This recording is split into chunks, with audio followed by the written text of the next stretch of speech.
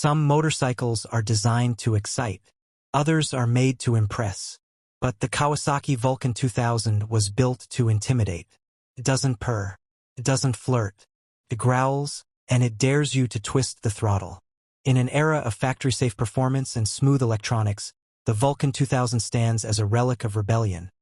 A machine forged not for the faint-hearted, but for those who crave unrelenting torque, weighty presence, and the raw experience of motorcycling before it got too refined.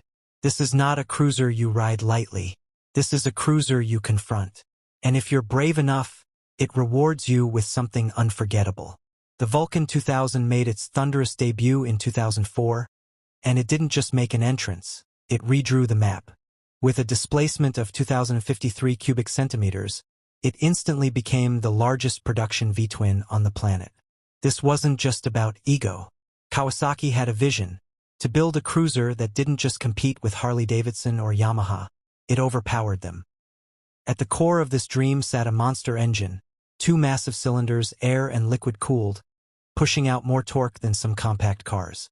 It was the kind of engine that didn't whisper potential. It shouted it. Let's talk about numbers, but not just for the sake of specs. Let's talk about what they feel like.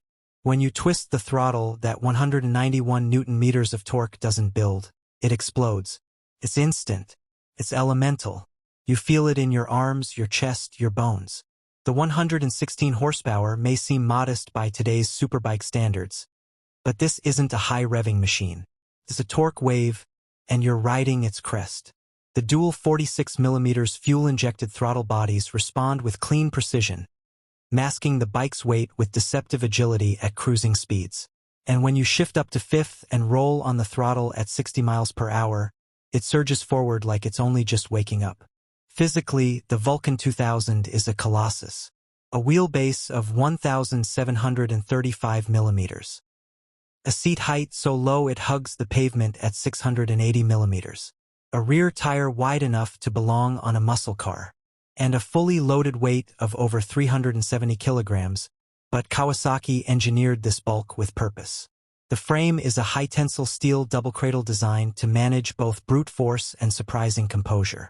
The geometry is stretched and relaxed, providing high-speed stability while cornering performance, though not nimble, is confident for its size.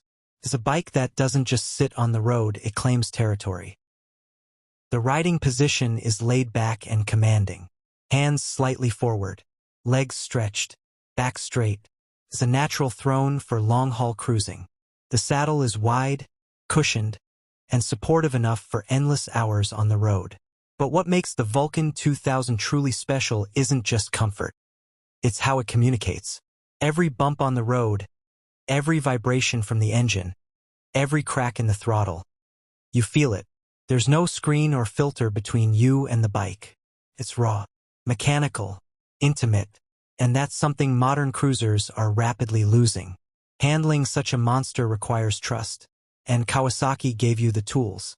Up front, a 49mm telescopic fork offers 150mm of travel, soaking up road imperfections while giving solid feedback.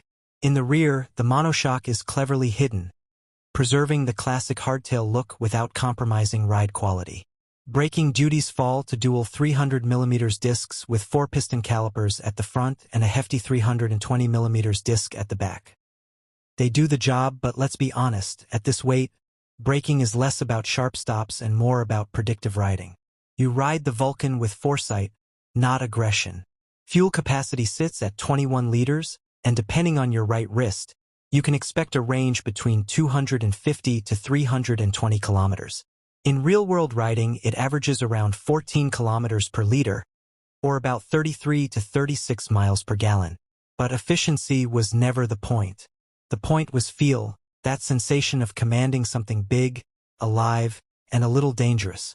The Vulcan 2000 doesn't ask you to ride it. It challenges you to prove you can. And if you can, the rewards are endless. Long open roads become your kingdom. Every ride becomes a conversation between man and machine. Though production ended in 2010, the legacy of the Vulcan 2000 refuses to die. It still turns heads at bike meets. Still wins drag races against smaller cruisers. and still draws admiration from those who understand what it really means to control such a beast. It's not for beginners, not for the casual weekend rider, but for those who want to feel every moment. From ignition to idle, the Vulcan 2000 remains a masterpiece. It's a statement, a weapon, a memory that leaves a mark not just on the road, but in the rider's soul. And that's what makes the Kawasaki Vulcan 2000 more than just a motorcycle.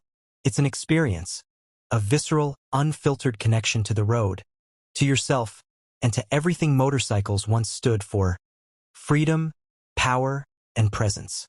It may be gone from showrooms, but its legend rides on. Because when a machine is built with this much character, it never really disappears. It just waits for the next rider brave enough to tame it.